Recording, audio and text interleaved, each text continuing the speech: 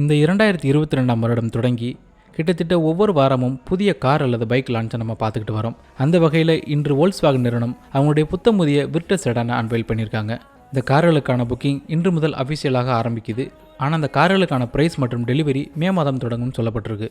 இந்த காரை மிக எளிமையாக புரிஞ்சுக்கணும்னா ஸ்கோடா ஸ்லாவியாவுடைய Volkswagen வெர்ஷன் தான் இந்த விர்டஸ் செடான். ஏன்னா இந்த ரெண்டு கார்களுமே ஒரே பிளாட்ஃபார்ம், இன்ஜின் ஆப்ஷன்ஸ் மற்றும் சில இன்டீரியர் காம்பனன்ட்ஸ்களை ஷேர் செய்யுது.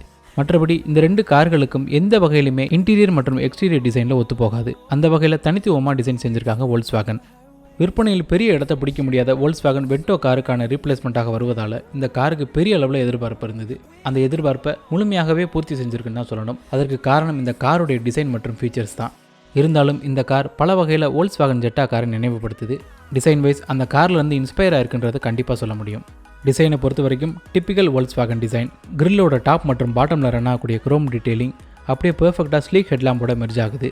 ஹெட்லாம்ப் யூனிட்ஸை பொறுத்த வரைக்கும் all LED headlamp units L shaped LED டிஆர்எல்ஸோட வருது. இந்த ஹெட்லாம்ப் யூனிட் எல்லா வேரியண்ட்டுகளுக்குமே ஸ்டாண்டர்டாக கொடுத்துருக்காங்க.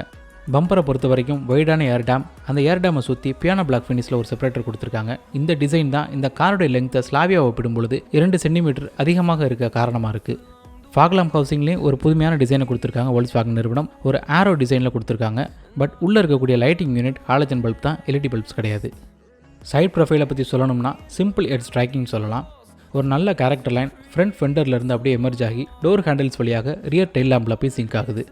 இந்த Volkswagen Virtus 16 inch machine cut அலாய்ஸில் ரன் ஆகுது. இதே அலாய்வில் GT வேரியண்ட்டுகளுக்கு பிளாக் ஃபினிஷில் கொடுத்துருக்காங்க. ரியர் டிசைனை பொறுத்த வரைக்கும் பெரிய அட்ராக்ஷனாக இருக்க போகிறது அதோடைய டெயில் லேம்ப் அசம்பிளி தான். அது ஒரு எல்இடி லைட்டிங் யூனிட் ஆரோ ஷேப்டு எல்இடி பேட்டர்னில் வந்திருக்குது. ரொம்ப கேட்சியாகவும் ஃபியூச்சரிஸ்டிக்காகவும் இருக்குது.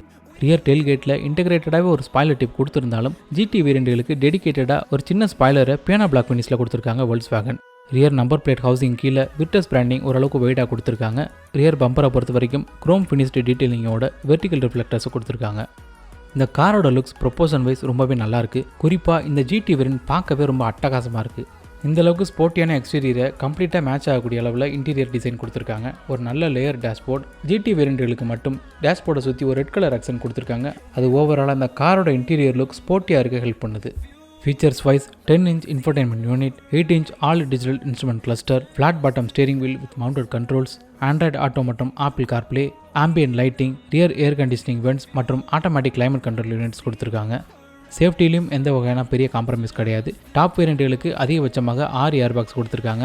Rear parking sensors, tyre pressure monitoring system, electronic stability control, ABS with ABD எல்லா வேரியண்ட்டுகளுக்குமே ஸ்டாண்டர்டாக கொடுத்துருக்காங்க Volkswagen நிறுவனம். இந்த Volkswagen Virtus செடான் 2 விதமான இன்ஜின் ஆப்ஷன்ஸோட வருது.